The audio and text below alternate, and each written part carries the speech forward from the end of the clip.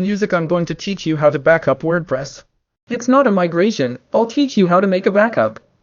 What are the best practices for you to back up? I will show you how I do it. People usually call it nail art, but basically it's understanding how the WordPress file structure works, what it needs to work so you can understand this and be able to put it to run on any type of server.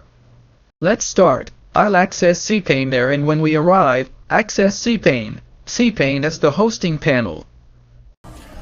There are two things we have to do. First thing, back up your files. WordPress works with files and database. They are two different services. So the first thing we're going to do is the file manager. I'm going to click here on my publish HTML and I'm going to see a bunch of error folders that I don't need. So I'm not going to back up that because I just want to back up WordPress. What are WordPress files? It's the three folders: WP admin, WP content, WP includes, and the PHP files. So what am I going to do? I'm going to go from here to here. I'm going to click with the right button.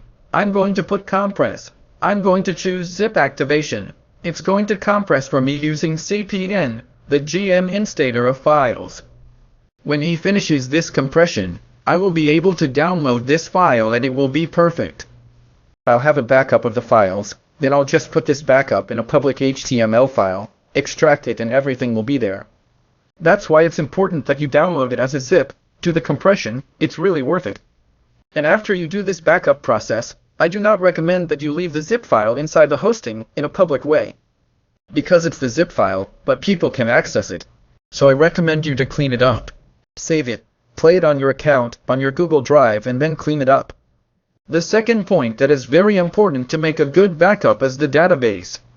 So while it's doing it here, it's compressing it here. I'm going to back up the database we access through phpMyAdmin. So we're going to click here and we're going to see which databases there are, so you can see that there is a lot of database that we have here in our panel. How to know which is the correct one that we are going to use this, I will leave it for another video. If you know, put it here in the comment. I already know. For example, what is the WP for? I'm going to export, then I'm going to export. Quick export. It will automatically do it. It will start downloading the .sql file here. This SQL file will be the file that you will play on your new hosting in your phpMyAdmin new when you're going to do a migration. Let's go back there. It hasn't finished finishing. I'll be able to download it and it's finished. Basically, remember, there are two sets of files. The first is the database file.sql. It's very important. That's where all your data is. Zip archive of files, where you will have WP admin, WP include, and WP content, apart from the PHP files, which are part of your WordPress framework. Using these two groups, you can migrate your WordPress anywhere. I hope you answered any questions, and until next time.